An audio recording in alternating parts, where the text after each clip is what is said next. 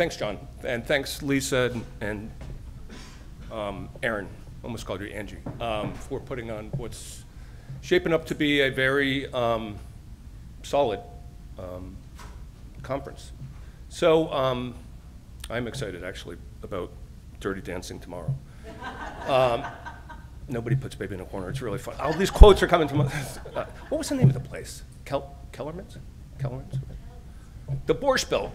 So anyway, thank you all. This is a break, actually, but thank you all for sticking around and listening to my, my pitch. I'm going to take a bit of a left turn in the programming, what we've had so far, just to talk about the television landscape. So to do that, I'm really going to weave between four key themes. One is connected television. The other is this four-letter word called data, right? You may have heard of, and then targeting and measurement is part of that. So to do that, I'm really going to look at kick off with three key themes, right, that are driving what we're seeing in television. Pharma, I should have said this at the outset, but pharma is our largest television vertical. So we talk with brands constantly. We talk business challenges, we talk measurement, we talk targeting, we talk segmentation, and we talk landscape, right? So one of the key dynamics that's playing out right now is that migration, continued growth of CTV, right? And this is driven largely by content, right? Any fans of, I don't know, The Bear out there, right? Shogun, I mean, there's really good content out there. I'm a fan, I watch it a lot. And so that's one dynamic that's playing out certainly in CTV. These are also cord nevers, cord cutters, cord shavers. These are typically younger audiences, maybe that have never subscribed to linear television, but for pharma marketers, it's an opportunity to reach unique audiences, right? And then the second dynamic that's playing out is a migration from a GRP-based into a audience-based or impression-based world, right? So that's been going on for a while. It's really nothing new, but we're seeing more of it, and it's continuing to take root. And it's important when you start talking about building segments and building out targeting for maximizing your reach, maximizing your impact on your audience. And then lastly, addressable, which John did a nice job setting it up, which is a big part of our business, and certainly within pharma we're continuing to advance the conversation. But as it relates to across the landscape, linear, CTV, and digital, this whole notion of a convergent TV strategy, right? There's a lot of fragmentation out there with this sort of chaotic landscape. With addressable, we can bring it all together. We can focus on segments and unique audiences and building out, ultimately, driving business outcomes. If any of you were at the IAB last week, this was a big theme, right, at the IAB, which was in Jersey, I guess, Asbury Park. But this whole notion of driving business outcomes. With addressable, it's possible, right, with measurement. And I'll talk about that more. Maybe not surprisingly, within connected television, predominantly a younger group that's subscribing, right? In this case, the largest, 26%. 22% of 18 to 49-year-olds are linear, 26% are younger, right, that are CTV only, excuse me. But one thing to note with that 26%, I will caveat 18% of that, right, is not only 18% is ad supported. So keep in mind when you look at this and you see certainly, CTV gaining share, gaining momentum, it's not a zero-sum game. You have to look at it linear, CTV. And in many cases, when you look at the entire ecosystem, you have to think about other things. I know digital and social certainly is caught on as well. But for these two, the side by side, both for adult 50 plus and 18 to 49. And this was a study that SIM did. SIM is the Coalition for Innovative Media Measurement. I think I have that right. So many damn acronyms in our business. But that's one that actually was commissioned with Go Addressable. And it was released. In this case, it was earlier this year in December. So also what's happening is addressable continues to gain in terms of distribution. So in this case, over 90%, 92%, and certainly a ton of avails with addressable advertising. So I saw this coming. It's not surprising, but it's good to see that it continues to be out there in the world from a distribution standpoint. So what we are finding is that with this dynamic of addressable growing, with CTV, with these unique audiences that you can reach, we see that clients are allocating a portion of their linear spend to addressable to reach audiences. And this, I think, does a good job illustrating from small, medium to large campaign the additional reach that you can recognize by reallocating a portion of your spend to addressable. And from a healthcare standpoint, brands are reaching in, and this I think sort of touches on everything from driving awareness all the way to reaching niche populations, right, to efficiency, it's certainly there, and then increasing reach as well, which I've mentioned a bit. So speaking of reach, again, I should have said this at the outset, Dish Media is really two platforms. We have our legacy satellite business. We have also Sling, which is, we like to say the OG of streaming services, both national platforms. And for us, it sort of puts us in a unique position of having both a traditional linear distribution with Dish as well as CTV and Sling. Sling is a virtual MVPD.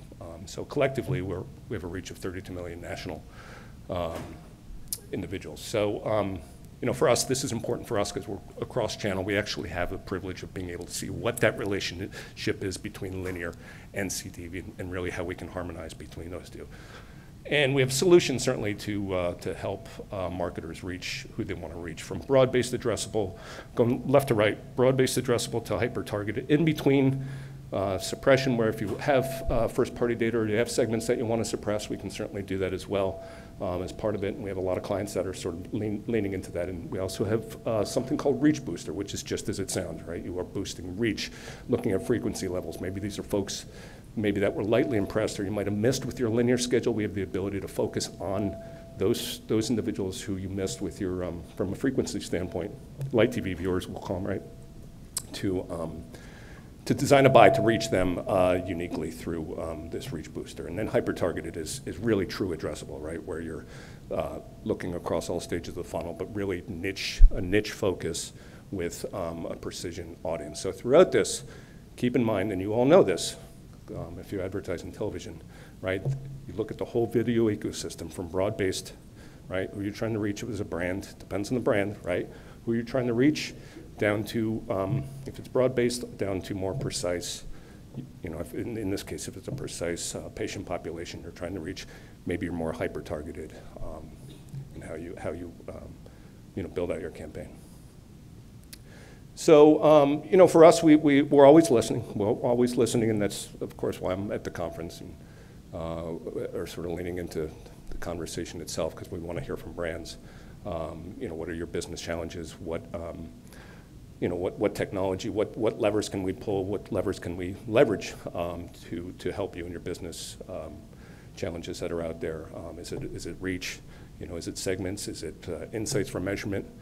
Tell us so we can continue to advance. So we've definitely leaned into the advanced targeting and measurement portion of it. So just as it relates to targeting, this is some of the stuff that third-party data partners are drawing from to build out their segmentation. And you know who they are, Crossix, HighQV,